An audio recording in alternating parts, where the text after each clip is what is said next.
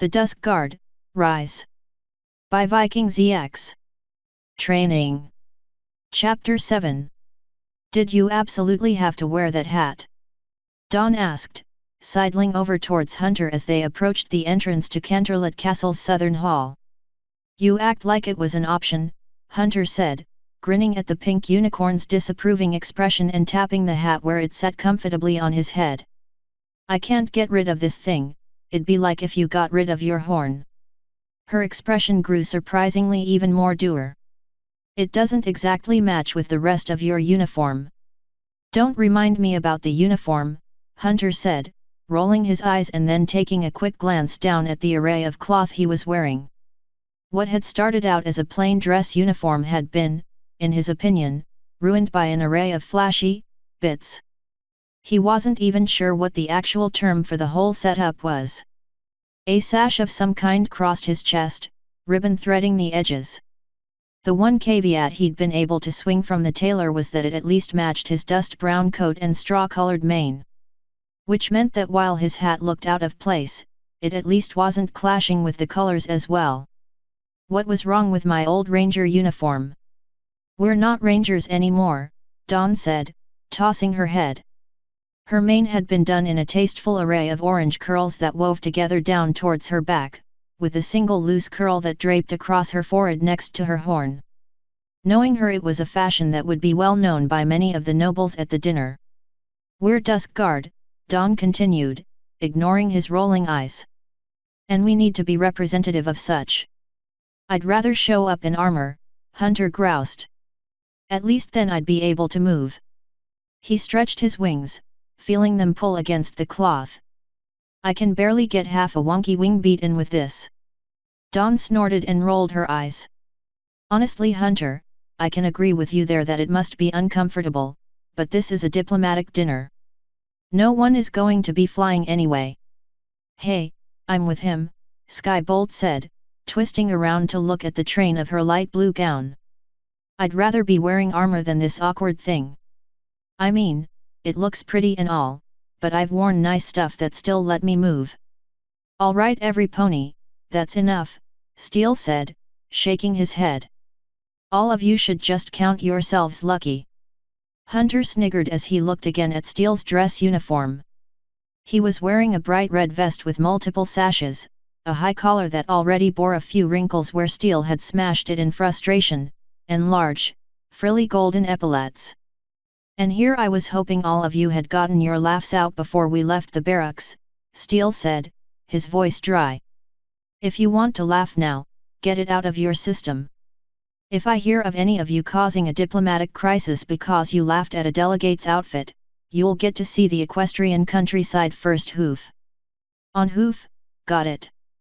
Yes sir, Captain Ruffles, sir. Nova said, and the entire group erupted in snickers. Yeah. Very funny. Steel said, shaking his head. At least you got to wear something nice, Skybolt said, turning to Sabra. The zebra was wearing a complex series of brightly colored silk robes that wrapped around his body and made his coat stand out in contrast. Maybe I can convince the tailor to make something like that for me next time. You look good. Hunter smirked as Skybolt's eyes went wide. I mean, you look nice in that. Not that you don't. Oh, forget it. The Pegasus mare turned her face towards the other side of the hall, cheeks burning red. Hunter let out a soft chuckle, trying not to embarrass Skybolt too much. Steel on the other hoof simple let out a barely audible groan. Asante, Sabra said, still looking straight ahead, although for a moment his cheeks seemed slightly red as well. You look nice as well.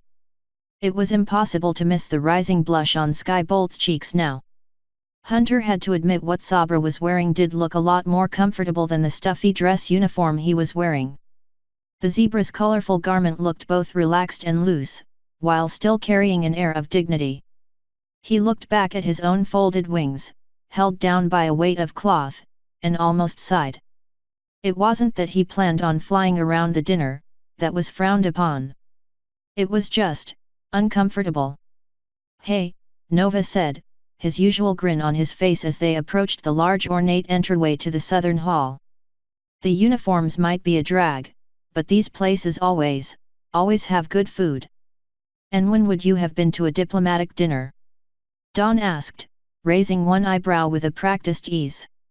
The group came to a stop as Steele began to speak to the porter outside the door, two guards looking on. Are you kidding? Nova said, shaking his head. I used to hit at least one of these a year. Food was good, so was the work. It's not exactly hard to sneak into some rich noble's party if you know what you're doing. One of the guard gave him a suspicious look, eyes narrowing. You wouldn't believe how easy it was to just walk out with a pocket full of jewelry. The guard's eyes widened in shock, body tensing. Relax, Hunter said, addressing him. He's with us. The guard stood down, although Hunter noticed he didn't take his eyes off of Nova. Besides, Dawn added, eyes darting from Nova to the guard and then back again. I sincerely doubt he's serious. There was probably a healthy amount of exaggeration there anyway. Ahoy, Nova said. Dawn merely gave him a dismissive look and walked over towards where Steele was just finishing up speaking with the porter. Nova slid up next to Hunter in a single, smooth step, his eyes gleaming mischievously. 10 bits says I can steal all her jewelry in the first 10 minutes of the party, he said in a low voice, nodding in Dawn's direction. She's only wearing the earrings and the necklace, Hunter whispered back. 5 minutes and you're on. Nova shook his head. 2 bracelets on her left hoof, plus the gemstone comb in her hair. But, he said, pretending to chew on his lower lip. Deal, 5 minutes. All right, everyone, Steele said, drawing the attention of the group as the ornately gilded doors swung open, the porter announcing their presence. Best behavior. He turned back to the hall and walked in, head held high. Bonus bits if you can find and steal. Steele's sense of humor, Hunter whispered out of the corner of his mouth at Nova as they walked in. He's not using it anyway. He broke off as Nova tried to hold back a snicker, making his own way into the hall. The hall itself was impressive, ornately tasteful, if a little overly elegant for his tastes in some places. Pillars around the edges of the hall gave party-goers places to separate themselves from the larger mass of ponies, while also being decorated in what appeared to be golden vines. A large, long table had been set up at one end of the room for when the actual dinner portion of the event began, and a temporary stage had been assembled at one end of the hall. A small company of ponies was currently using it to play a selection of soft-stringed instruments. Then there were the attendees themselves.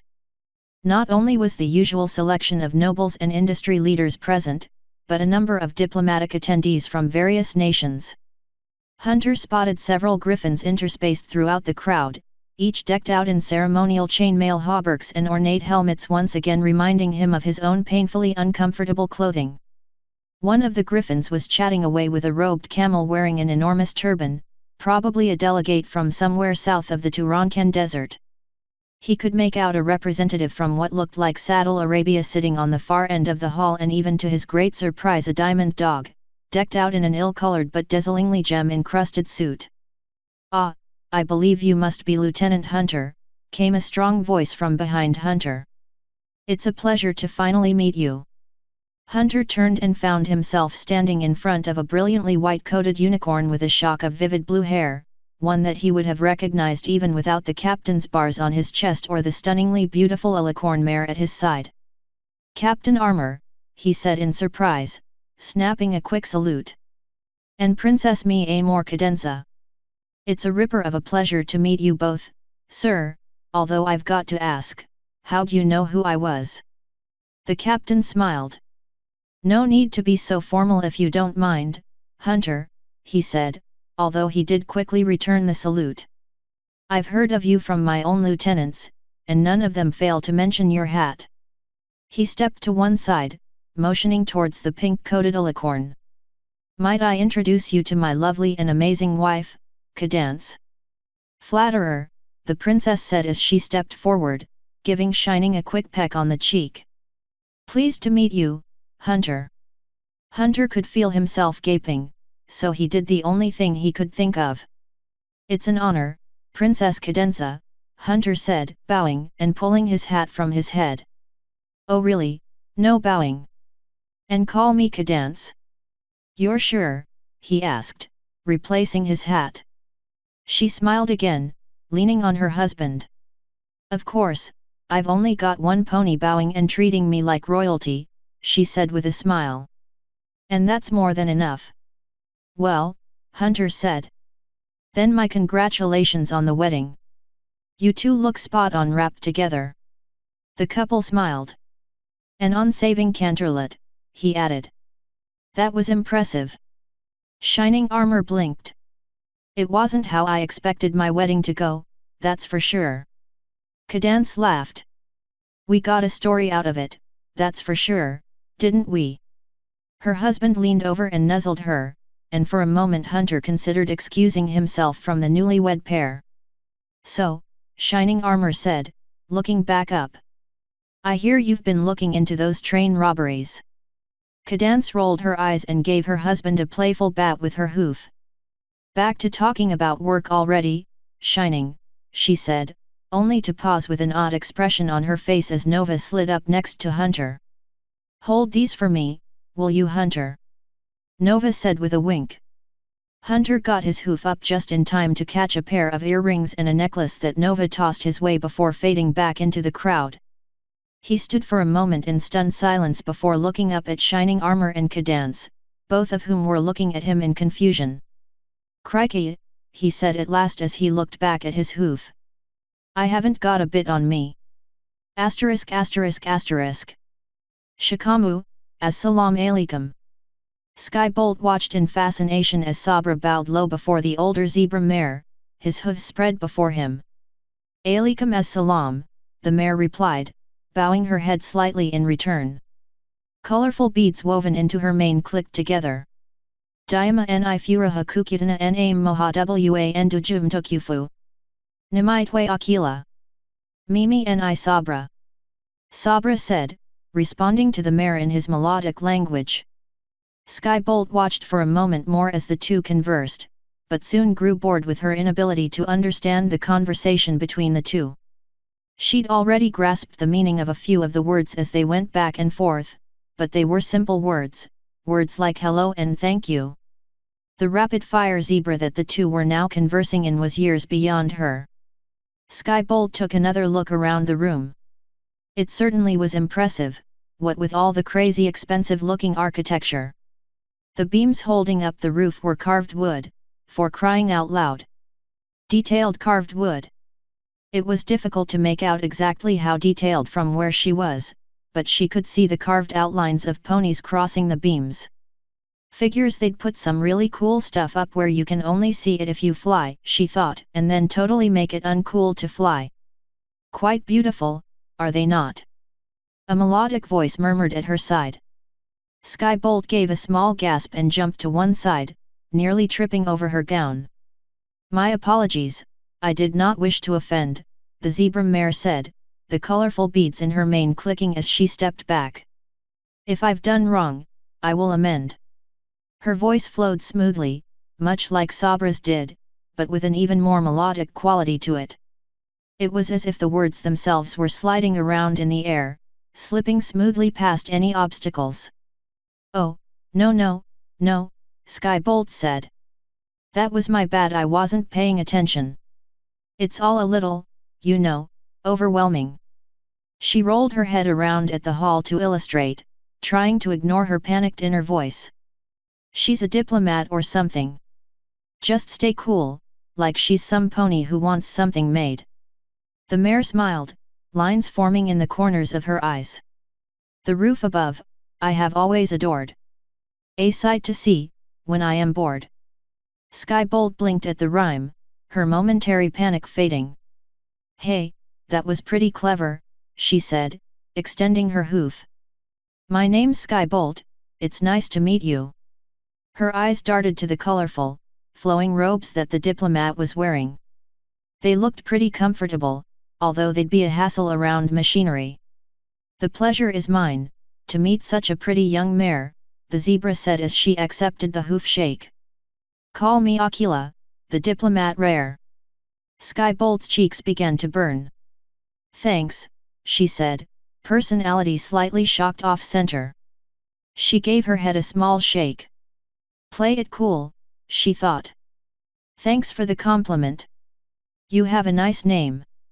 Oh, real smooth. Aquila smiled. Among my people it means I am wise, so I have been sent to these foreign skies. Now, she said, as she dexterously plucked a drink from a passing waiter's tray with one hoof. Sabra has told me that he works with you. So tell me, what is it that you do? He did. Skybolt said, looking around for the zebra in question and spotting him not far away, deep in conversation with some noble. I mean, yeah, we work together. As part of a team. She gave her mind a mental kick as Aquila gave a small smile. We're called the Dusk Guard, Skybolt said as she recomposed herself. We're a new group, just a few weeks old actually. Asterisk asterisk asterisk. So, you must be the leader of that new Dusk Guard I've heard about, a voice said behind steel. The one taking up all of the princess's time. There was a tone to the Canterlet accented voice that was unpleasant, as if the speaker just ever so slightly considered himself above whoever he was talking to. I'm sorry, Steele said, turning away from the conversation he'd been listening in on. Have we met? He stopped. No, I see we haven't, he said. He did recognize the pony though, it was the same dark brown earth pony he'd seen in Princess Luna's night court a week or so earlier. The one from the rail company who'd provoked Princess Luna with his constant pestering. Now that he was getting a closer look, Steele could see that the pony was actually quite young, closer to Nova's age. His mane was a dark blue, the same color as his expensive-looking suit, a shade so dark it was almost black. On his flank was his cutie mark, a pile of golden bits that shone against his dark brown coat. Humph, the earth pony said, snorting.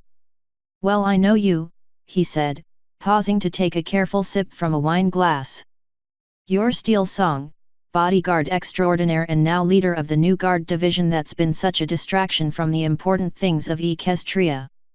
I guess that depends on your definition of what's important, Steele said, resigning himself to the forthcoming conversation. Mr. Spike, Golden Spike.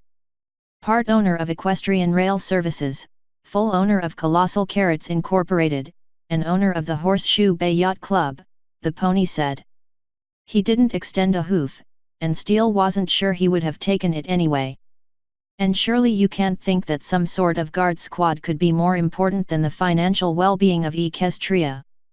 I hardly think that a few stumbles in the railroad business could be a threat to the well-being of Equestria, Steele said dryly.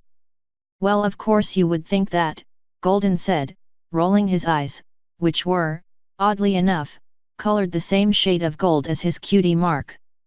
You're just a simple bodyguard. He gave a deep sigh, as if the act of speaking to Steele was somehow wearying him.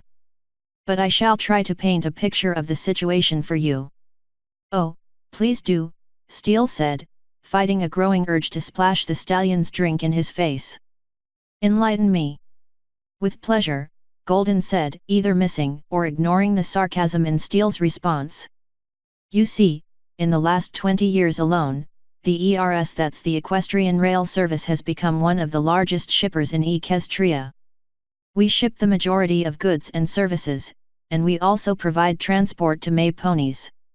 Now something like that might not matter much in whatever podunk town you've lived in, but for large cities such as Canterlet, Baltimore, or Manhattan to exist without every pony growing their own food or harvesting their own materials, shipping must exist to bring in food from surrounding areas, and the ERS does that at a cheaper cost than any pony else. Simply put, the ERS is a backbone of Equestria's economy, has been for some time now. His face took on an angry countenance. But if those in charge of the railway begin to lax in their duties and the ERS begins to look like a risky investment, ponies will go to other, costlier methods of transport. Prices will rise across the board, and Equestria will suffer for it. Sounds like you've got your hooves full, Steele said, trying to break Golden's momentum. So what are you doing here? This is a diplomatic dinner, not a stock market. Ah, but that's where you're wrong. Golden said, eyes flashing. He took another sip from his glass. This dinner is a market, a trade market. The whole reason we're here tonight is in honor of the Griffin delegates' trade negotiations with Canterlet Cloud Runners. They've just opened up a new line of import/export shipping using that new massive airship design of theirs as the hauler. You mean the Alicorn? Steele asked, genuinely surprised. I thought that was a pleasure cruiser. Oh, it is. A very nice one too, Golden said, finishing his drink. Gold inlays, a ballroom, he gave a contented sigh. Nothing like a masquerade ball several thousand feet up. But, he said, tossing his glass at a nearby waiter, who plucked it from the air with an expert show of magic, business calls, I only rode it from here to Manhattan before returning to work. Anyway, it's the Alicorn's sister ships that are going to be the big shippers. Half the crew, double the load or something like that. They'll be able to ship across the ocean in far less time than a standard sailing ship would. In any case, he continued, snagging another drink from a passing waiter. I could no more ignore this dinner than ignore one of my own company's failing, which I might add, is also in danger of happening right under my own hoof if something isn't done. He gave Steele a cold, calculated look. Spending thousands of bits on extending a rail line to the north when there is nothing to gain by doing so and ignoring valuable business opportunities in the south. Letting the rampant thefts go ignored for so long. How long? Steele asked, ignoring his own annoyance with the pushy, opinionated pony. I thought there had only been thefts for the last few months. A few months in an eternity to the business world in some cases, Golden said. But mark my words, if Celestia and Luna continue on this current path, this company could face a grave financial and public scandal. They'll be forced to step down and let more, capable, ponies take charge. Ponies like yourself, you mean? Well, of course, Golden said, giving Steele a look that said any other pony would clearly be a ridiculous choice. In just 4 years I've managed to take all of my businesses to record heights, and just recently I made a series of incredibly lucrative investments in Badlands-based gem mines. My profitability has never been higher. Steele said, finally tiring of the stallion's grandstanding. Anyone ever tell you not to count your chickens before they hatch? Golden scoffed. As if you would understand the workings of the business market. I can see my accomplishments are wasted on you. A pity, the stallion said as he turned up his nose. That likely means that whatever purpose you supposedly fill with this Dusk guard is wasted as well. Golden turned to walk away, but then looked back. If you happen to speak to either of princesses tonight, you may as well let them know that I will fix their failures, one way or another. Good night. He stalked off, head held high. Wow, Steele muttered to himself as soon as the stallion was out of earshot, giving his head a little shake. How did an absolutely plot-headed stallion like him end up with so much money and power? I know, said a heavily accented voice at his side. It is a crying shame, no. Steele's eyes opened wide in surprise at the familiar tone. He spun around, ignoring the startled looks of the party-goers around him at his sudden movement, a huge grin stretched across his face. Prime tail, he roared, decorum forgotten. You old featherbrain! What are you doing here? Ah, my friend, I am attending the dinner. As are you, it would appear, the massive griffin answered, grinning as he opened his arms wide. But is that any way to greet an old friend? Steele laughed as the griffin's forepaws wrapped around him in a hug that would have been bone-crushing on a pony that was any smaller. Steele was large for a pony, but Prime Tail was even larger for a griffin. Prime Tail, it's been too long. Steele said, doing his best to return the hug. Indeed it has, my friend. Indeed it has. Prime Tail nodded as he stepped back, ruffling his thick grey and tan plumage with one talon. Do you still speak Griffin as well as you did?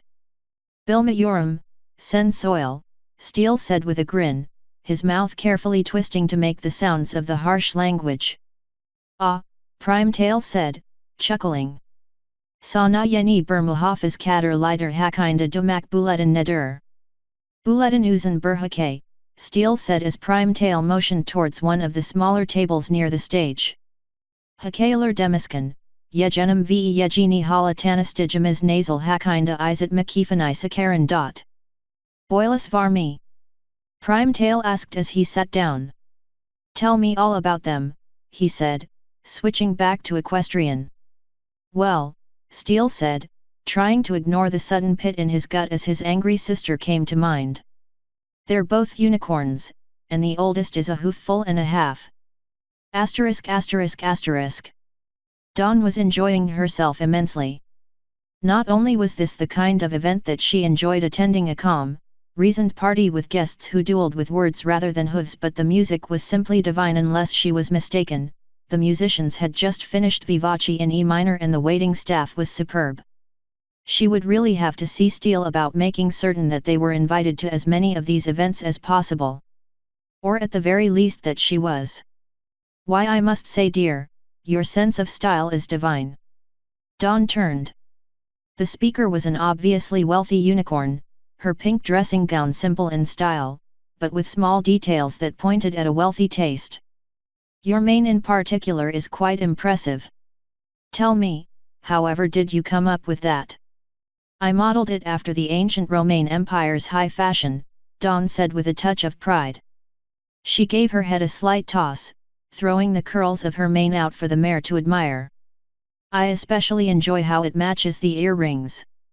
Confusion clouded the mare's face. Earrings? But you aren't wearing any earrings. But of course Dawn's response died in her throat as her hoof rubbed a bare ear. She looked down at her neck, then at her left wrist. Both were bereft of any jewelry. If you'll excuse me, she said to the mare, composing herself. I seem to have misplaced something.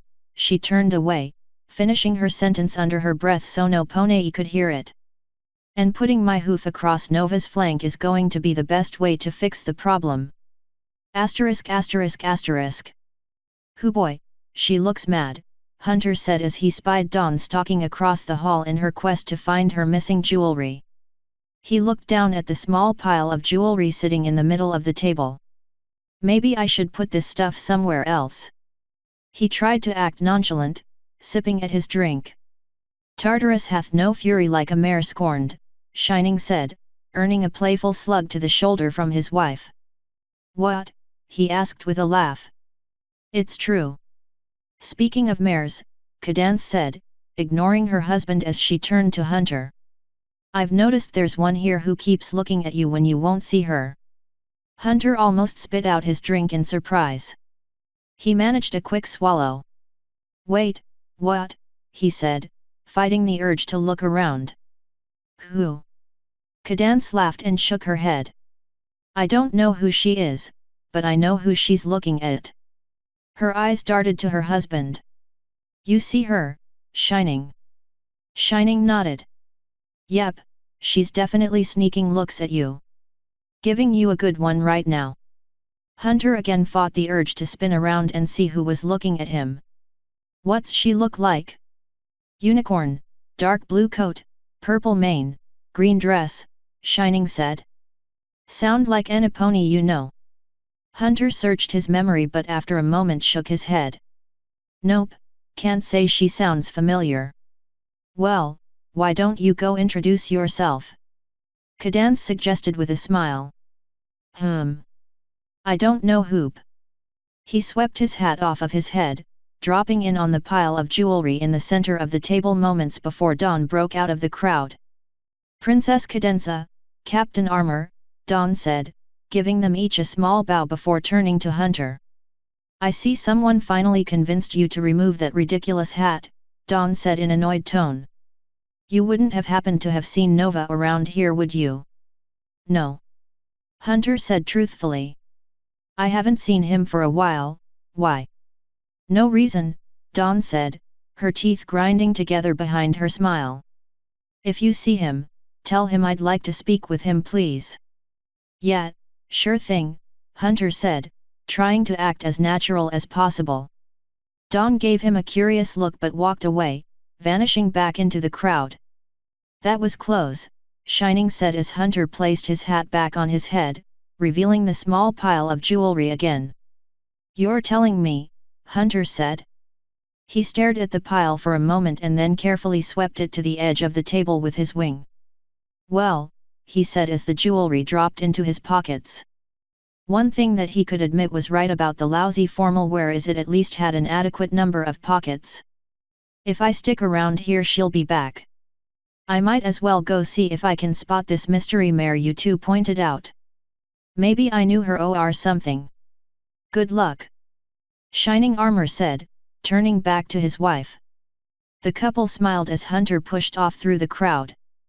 They both knew there was only one reason Cadance would have said anything in the first place. He'd feigned ignorance, but Hunter had known who that pony was. They were sure of it.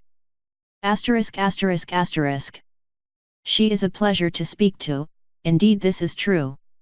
Sabra nodded at Aquila's words and bowed his head as the elder approached him once more. Shikamu, he said, offering her a formal greeting. Aquila shook her head and let out a small laugh. Ever so formal, try acting normal, the elder ran her ancient eyes across the crowd. Relax and have fun, don't be a party of one. Aquila's eyes stopped somewhere in the crowd for a moment before flashing back to him. Your friend was quite energetic, once she learned to stop her fears. You should go join her, let her talk to your ears. Sabra started to say. Aquila cut him off as she pushed him into the crowd. I'll make it an order, one you will follow. Given by me and upheld, or your duty is hollow. She gave him a final push and watched as the confused stallion wandered off into the party, meeting up with the young Pegasus named Skybolt. And what's this? Came a soft voice from nearby. I would almost think that you were playing matchmaker Aquila. Ah, princess, wound me you do, Aquila said, turning to see Princess Celestia coming out of the parting crowd. I simply give advice, much like you. She let out a chuckle, and the princess joined in, smiling. Asterisk asterisk asterisk. Excuse me, there, pardon, Hunter said, catching the pale green unicorn's attention. You wouldn't have happened to see a dark blue unicorn mare around here, would you? Purple mane, green gown. Why yes, the mare said, ears perking up as she looked around. She was just here a moment ago, although I don't think I ever got her name. She had quite a luxurious mane, I was going to ask her where she'd styled it. She looked back at him, visibly disappointed. She doesn't seem to be around now though. Hey, Hunter said. The unicorn took another quick look around. Was it important? Maybe you should ask one of the guard. Oh no. No, Hunter said, taking one last look around the nearby area. Nothing. It's fine. Someone saw her and thought I might know her. He looked back at the green unicorn.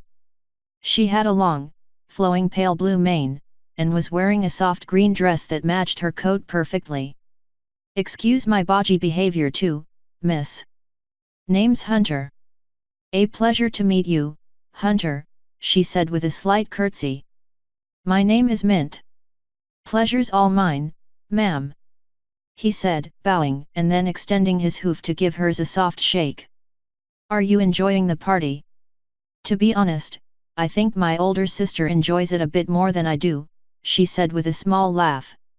She pointed over towards another group, where a similarly colored unicorn with a slightly darker pale blue mane and light blue gown was conversing with several unicorns, an earth pony, and one of the horses from Saddle Arabia.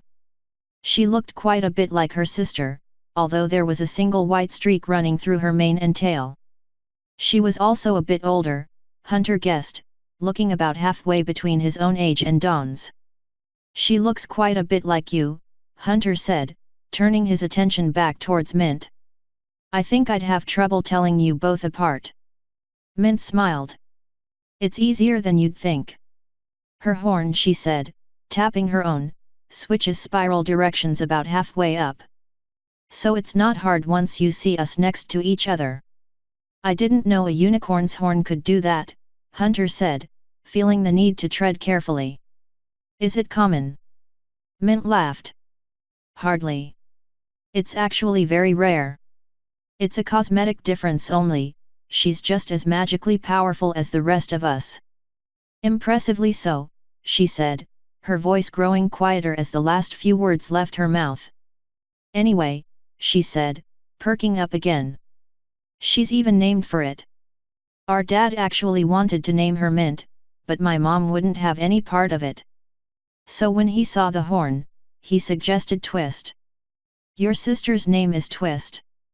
Actually, it's Radiant Twist, Mint said. She fits it pretty well. Then when I came around, Mom swung around, although she still wanted a part in it, so that's where I got my name. So it's not just Mint? Hunter asked. No, she said, rolling her eyes. It's Mint Tam. Tam. Hunter said. That sounds a bit unusual. Try abbreviating it, Mint said, a wry grin on her face. Mint. T. Hunter said. Minty. Yeah, that was my mom, Mint said, letting out a small laugh. Dad didn't realize what she'd done until later. She won that one, I ended up with the crazy name. They both laughed for a moment. So what are you doing here? Mint asked after their laughter had subsided. I haven't seen you at one of these events before. You must be someone important then, Hunter said, earning a shrug from Mint. I'm here because I'm a lieutenant in the new Dusk Guard. Oh my, Mint said, covering her mouth with one hoof for a moment. Well, congratulations then. I'd heard there was a new guard division, but not much else. Is there a reason for that? Well, Hunter stalled, trying to remember what he could and couldn't say. He settled for the easiest explanation. We're a smaller guard group, but we're highly trained. We're not going to be quite as public as the other two divisions, at least not as far as I see it. It's more the knowledge that we're there if needed. A reserve? Like the Wonderbolts? Not quite, Hunter said. We're active guard. Full time. We're just there to assist if needed. Assist with what? Mint's sister asked as she stepped up behind her. My apologies, I couldn't help but notice you two talking so animatedly over here and simply had to come see what was so fascinating. She was slightly taller than her younger sister, a bit more thinly regal too. She also looked tired. Despite her smile and makeup, Hunter could see faint bags under her eyes, and the eyes themselves were noticeably bloodshot. Not to a horrific extreme, but noticeable all the same. Oh, with whatever we're needed for, he said, trying to think of a good example. A few more individuals from the other group were drifting over now. So say if for example, the Rangers ran into a real doozy of a manticore migration and needed a quick response. We'd be ready for it. Would you though? One unicorn asked. Does the Dusk Guard have experience with manticores? Hunter chuckled as he remembered Steele's trek to come find him. We do. We're actually a quite versatile group of ponies. I was in the Rangers for example, before I got recruited. There were a few mutters of amazement. So what other experience does your group have? One pony asked. Hunter could see more ponies coming over now, interested in whatever performance was gathering such a crowd. There were even a few griffins coming. Well, our captain is a famous bodyguard, Hunter said, relaxing despite all the attention on him. He could do this. Just talk about every pony in the group. Some of you who've hired bodyguards in the past may recognize the name Steel Song. One of the ponies gave a low, escalating whistle. Apparently he had. We've also got one of the Rangers' most famous field medics, Don Triage. Hunter said, settling into a groove. Isn't that bad news for the Rangers? A pony with a very flashy pair of glasses asked from one side. I mean, they needed her. Not quite, Hunter said. It's kind of an odd situation. See, the Rangers have this long-standing policy that after 20 years of active service you either retire or take a desk job. It's a holdover from decades ago. I say, a pony from the crowd said. Retirement in 20 years? Why, these days one can work into their 80s before getting even close to retirement. 20 years is scandalous. Hunter laughed. Yeah, they're a bit on the side of holding out for far too long on that one in my own opinion. In any case, she didn't want the desk job, so she took retirement and went and grabbed as many gigs at Canterlot General as she could. We found her there and she took the chance to hop onto our team. Well, I applaud the efforts of whomever's idea that was, said one unicorn, clapping softly. 20 years. Ridiculous. If you really feel that way about it, Hunter said, unable to resist the chance to do his old job a favor, shed some light on the issue and draw some attention to it. I know I would appreciate the gesture, as well as a lot of my old co-workers. There were a few murmurs from the crowd at his words. Maybe it would stir something. Anyway, Hunter said, drawing out the word as he wondered which pony to talk about next. Nova's old profession probably wouldn't go down that well, but Skybolt's might. Wasn't this dinner related to her project anyway? She'd said something about being involved with the Ilicorn. Well, look at who it is, came a very familiar voice from behind him. I leave my bosses alone for 5 minutes and you show up.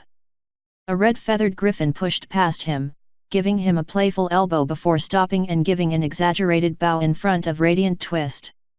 Sorry boss, if I'd known this ruffian was going to be here I'd have never wandered off. Blade. Hunter said as soon as he'd recovered from the surprise. What are you working for Radiant Twist? Yes, she is, Radiant said, looking from Blade to Hunter and back. Her eyebrows were raised in slight surprise, but otherwise she was maintaining a calm collected look. Hunter envied it. He knew his own face was a little less composed. So, you two know each other? Mint asked. She at least, Hunter noted, had a look of surprise more close to his own. Sure do, Blade said. We went to flight camp together as kids. I ran into him a few weeks ago on the train. Her eyes narrowed. You're a guard now? Hunter grinned. I am. Jealous. Blade rolled her eyes and tapped her talon sheaths. As if. I'll take bodyguard work any day. It's more, she looked at her boss, exciting. We've been all over the place. Mare, Canterlot, Las Pegasus. You should see some of the stuff. Radiant coughed and Blade stopped speaking with a sheepish look. Oh, right. Company secrets. She motioned with her talons, zipping an imaginary zipper across her beak, and shrugged. What is it that you do, exactly? Hunter asked Radiant. Some of the ponies that had gathered were drifting away now, gravitating towards other groups now that the conversation had shifted. We both own shares in the equestrian rail service, Mint said. We also work for the company. She looked over at her sister. I'm overseer for the entire eastern half of Equestria, while my sister. I manage R&D, Radiant said. Research and development. I've always had a knack for the sciences and looking towards the future. Mint gave a small frown at her sister's response that vanished almost as quickly as it had appeared. So you two are familiar with the thefts? Hunter asked, lowering his voice. Mint sighed and looked away. Of course we are. I personally find them shameful. Mint. Radiant said, giving her sister a stern look of disapproval that seemed a little harsh to Hunter. We've got to look towards the future, she said, turning her attention back towards the rest of the gathering. Like new security systems. Faster trains. New power sources to pull larger loads. Hunter fought the urge to zone out. From the sound of her voice plus Mint and Blade's reactions, this was something she said so often she could say it in her sleep. And what do you think of some of the current handlings? Came a new voice. A dark brown stallion in a dark blue suit with matching mane and tail wandered out of the crowd. Surely you would say that the current leadership has been a little less than acceptable. I don't think I would say that, Radiant said, facing the new pony head-on. I think the leadership we have is wonderful, capable, and determined, but, she paused for a moment. With all else that is going on, I think that perhaps it couldn't hurt for them to pass the torch on to those ponies who would be willing to accept it. Thefts can, after all, happen to anyone. She gave the new stallion a dark glare. I doubt you, Golden Spike, could do anything to prevent such thefts. Golden gave a mocking laugh. Don't be absurd, Radiant. If the princess's short-sighted wasting of funds in the north as well I'm sure elsewhere in the ERS were to be stopped, we could use those extra funds for luggage security. But would you? It was Mint who spoke this time. Somehow Golden, I don't see you doing anything with extra bits but voting yourself a larger bonus. Golden gave her a look that Hunter had seen ponies give gum stuck to the bottom of their hoof. And tell me, Mint T, he said, drawing out her name and deliberate pronouncing the T. Can you, as one of the top managers at the ERS, see any profit or reason in the princess's rail to nowhere? Mint opened her mouth but said nothing. You can't deny it, Golden continued. The princess's insistence that they continue to guide this company is foolishness, and their very guidance is going to destroy it. I think that you're overreacting, Golden. It was Radiant who spoke, her voice soft but carrying to the ears of every pony present. I cannot entirely agree with your assessments, but I find your methods and vocal outbursts distasteful. Her eyes narrowed. You can't stand in my way, Golden said. I have the funds. If I have to, I'll buy every last bit of the ERS. And for the sake of all those who work for it, Radiant said, her horn starting to shine. I hope that does not happen. Hunter leaned back ever so slightly, shifting his weight to his back hooves. If a fight broke out, was he supposed to get in the middle of it? Radiant, Mint whispered, although loud enough that he could hear it. What? Radiant asked through clenched teeth, turning to face her sister, eyes narrowed in rage. Then her face softened, horn going out as she shook her head. My apologies, she said to the shocked crowd. I've been working far too much lately, I feel I must retire for the evening. She turned to Blade and gave a small nod of her head. Blade looked at Hunter and shrugged. Some other time, Hunter. He nodded, tipping his hat at her as she walked away, her bristled feathers the only sign that she probably wanted to give Golden a severe pounding. Oh dear, Golden said, looking at a distraught Mint with a smirk. I would think that your sister would be more in control of herself. To even think of lighting her horn as if she was going to physically attack me. All right, I think I've heard about enough of this, Hunter said, stepping forward. Golden gave him the same disapproving look he'd given the sisters earlier. And who might you be? He asked, beckoning a waiter forward and picking a glass from his tray. First Lieutenant Hunter of the Dusk Guard, Hunter said, taking another step. Although I don't think that really matters much. I'd be stepping forward one way or another if some pony had a mouth as shunky as yours. Golden rolled his eyes. Please, like you'd do anything, you're a guard. You can't. There was a loud wet splash as his drink leapt from its glass, splattering itself all over his face. Ah! Golden yelled, stepping back blindly. His glass stayed where it was, supported by a pale blue glow. Who? He shook his head, ponies nearby stepping back in alarm as small drops of drink went flying about. Rivulets of it ran down his neck, soaking into the expensive suit. I appreciate the chivalry, Mint said, stepping around Hunter, her horn alight in a pale blue glow identical to that clutching the glass. But I can take care of this. She approached the sputtering earth pony, glass clutched in her magic. Why Golden, how clumsy of you, you've spilled your drink, and dropped your glass. Good thing I was there to catch it for you. Just like my sister I will still be at ERS when you run yourself, how to put this, off the rails. Golden sputtered for a moment, eyes glaring. Fine, he muttered after a moment. Have it your way. We'll see who wins out in the end. I've got big things coming my way. We'll see if you're so smug in a few months. He stomped off, leaving a trail of wet hoof prints that waiters scurried to clean up. Well, Hunter said as Mint turned, the rest of the crowd dispersing now that the unexpected show was over, chatter resuming. He's certainly pleasant. He used to be, Mint said as she floated the glass over to a nearby waiter, who took it with a bow. Back when her first bought shares in the ERS, he was a nice enough stallion. Honest, trustworthy. Everything he is now not. She looked in the direction of the retreating stallion. He's become obsessed with wealth and power. She turned back towards Hunter. All for the greater good, of course. I almost think he believes it. She shook her head. The road to power is a tempting one. How did he even get where he is? Inheritance? Hunter asked, still watching the offensive earth pony as he exited the hall. No, Mint said. Well, partially. His father owned a large series of carrot farms. Golden helped him build it into an empire. When his father died a few years ago, Golden began making aggressive acquisitions almost immediately. He's very good at it, but unfortunately I don't think it's good for him.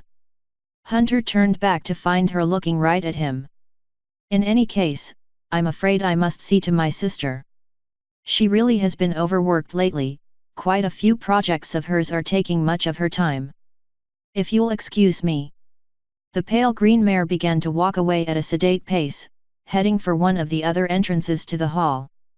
As Hunter watched her go, he started to feel a nagging itch at that base of his skull, a faint pressure that made him feel as if some pony was watching him. He turned his head to see a blue unicorn in a green dress staring at him from the side of the room. The moment their eyes met, she darted, breaking eye contact and making a fast trot for one of the doors. It had to be the same mare that Shining Armor and Cadance had spotted watching him earlier. Hunter broke into his own quick trot for the door, trying to head the mare off. Her eyes darted back and locked with his for just a moment before breaking away, and she increased her speed, muttering what looked like apologies as she ducked around other ponies. Hunter's brow furrowed under his hat. He'd never seen this mare in his life, he was fairly sure of it. So why was she acting like she knew who he was? He increased his speed as she made it to the door first, slipping out into the castle's hallways. He burst through seconds later, startling a waiter on the other side of the door into almost dropping his tray. The waiter shot him a dirty look as Hunter looked up and down the hall, even checking above him in the air. The hall was empty. Not a pony in sight. "Excuse me," he said, stopping the waiter just as he put his hoof to the door. "Did you happen to see which direction the young mare who came through these doors went?" The waiter frowned and shook his head. "No," he said in a gravelly voice, stroking his mustache with one hoof. "I haven't seen any pony, but then, I backed into the hallway a moment ago, sir." He waved a hoof towards a small doorway set into the wall. "So I may have missed her. Was it important?" No, Hunter said, bending over slightly. The marble floor bore the signs of recent passage, but that meant nothing. There wasn't a trail to follow. "Forget about it, it was nothing." "Very well, sir," the old waiter said with a bow before heading into the hall, tray carefully held in the air. "Hey," Hunter said as he took one last look around the empty side hall. "What the hey was that about?" Asterisk asterisk asterisk. "So, Steele." "Yeah," Steele said, not drawing his eyes from the crowd as it ebbed and flowed. Most ponies didn't even notice it, but every crowd had a movement, an organic life to it. Right now the two foci of the movements were the princesses, with some lesser dignitaries and diplomats serving as smaller areas of attraction. Hunter had been involved in something at the end of the hall, but that group had drifted apart following some kind of alteration. Hopefully it wasn't anything he'd be responsible for. "You seem," Primetail said, his expression searching, "well, how to put this? Off?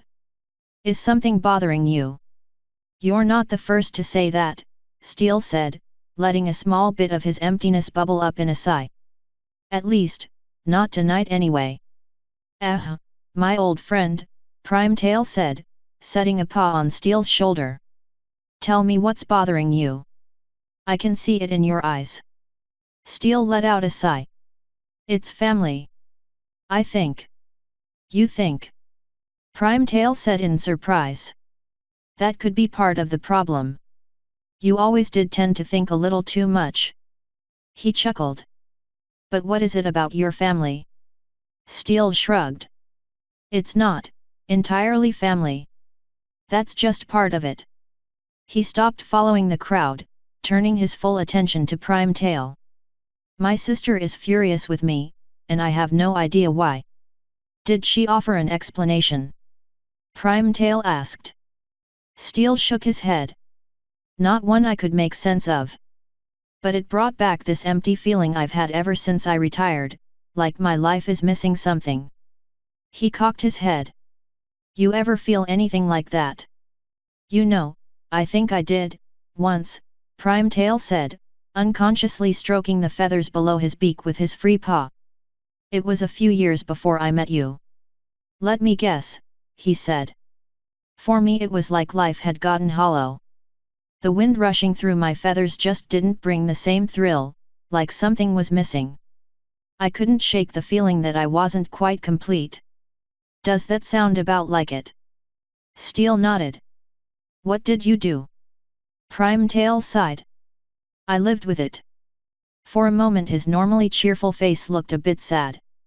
I tried bouncing from job to job, working all sorts of different things. New things? They drive it away for a while. But eventually I just decided that maybe it was a part of who I was. You know, Steel said, his ears down. That's a pretty poor answer. The aged griffin gave a shrug. Well, what can I do, I am a warrior. Not a thinker or he gestured towards a nearby clump of griffins, a speaker. My lot in life is what I am. And I enjoy it, he said with a smile. So, no great wisdom from you then, you old feathery log. Pa. Log. Primetail said in mock offense. He pounded against his chest with one paw, eliciting a dull thumping noise. I'll have you know this log is still a prime specimen of griffin. For a museum, maybe, Steel said, giving his old friend a slight grin. A museum. Primetail's feathers flared out in mock indignation. I'll have you know that there are still several griffin maidens trying to woo me into their clan. And you're still bumming around these things? Steel asked, giving him a wry smile, although the words had his own mind racing. I am a warrior, Steel, a bicaclaren us to see, the griffin said, his tone serious. To settle my name to a single clan, many have. But me. He shook his head slowly. I can't see that life for me. Besides, the food is pretty good here, even if your chefs never quite manage a proper rasta. He turned his head, looking Steel right in the eyes. And what about you, I'd have thought the mares would have been lining up for a chance to meet the great Steel song. No, Steel said, giving his head a shake. We value things a little differently here. Primetail's scoff said that he'd understated his case slightly. Besides, I'm a warrior like you, remember? Ah, but the rules are different here, my friend, Primetail said, spreading the fingers of one paw wide. Are you telling me that there has never been a mare to catch your heart? Steel felt his body jerk at the question as an emerald mare he'd avoided thinking about for days leapt to mind. If it's all the same to you, that's one I'd rather not talk about, he said, trying to push her smile, and then that last expression of hurt, from his mind. Ah, I see, Primetail said, a rumble of understanding. She chose someone else, did she? No, Steel said, shaking his head as he tried to push all thought of Cappy from them. No, I pushed her away. Primetail said, rubbing his chin between two talons. And you liked her? Like I said, I'd rather not talk about it. His mouth felt dry, like he hadn't had a drink for hours. It's done and over. By now she's probably already interested in some pony else. Even thinking it though, didn't help the pang soften. As you wish, my friend. There was a moment's silence. Sorry, Steele said, his heart slowing. It'd been a few days since he'd last managed to think of her. It's just not something I wanted to think about. It's still a little. He tapped a hoof against his chest, raw sometimes. I see, Primetail said. For a moment they were both silent, Steele doing his best to try and get his thoughts away from Cappy before she filled his mind, Primetail simply flicking his tail around and watching the crowd as they mingled. Well, Primetail said at last, giving a dry chuckle. I didn't say I was going to be helpful now, did I? Tell you what though, if I ever figure out a way to keep that emptiness at bay, I'll let you know. He gave Steele a slow nod. It's fine, Steele said. And although, you might not have been a help with that at all, he said, something in his mind clicking. He seized at it, anxious to get his mind onto other things. But I do know how I might be able to get back into my sister's good graces. How long are you in Canterlot for? Just over a week, Primetail said. Why? Well, you see, Steele said, leaning in close and whispering into Primetail's ear.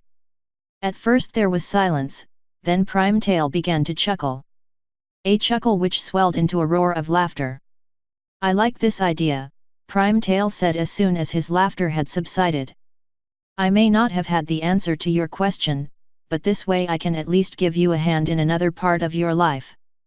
However, I do want something in return. He leaned in close. You and me. 5 hits. Steele grinned. You're on. Excellent. Primetail roared. Now, why don't we see about the dinner portion of this evening, Hui? I am getting hungry. The large griffin rose from the table, looking out across the hall. And what luck! Your princesses appear to heading for the table as well, Hui? Well, old friend, shall we go dine?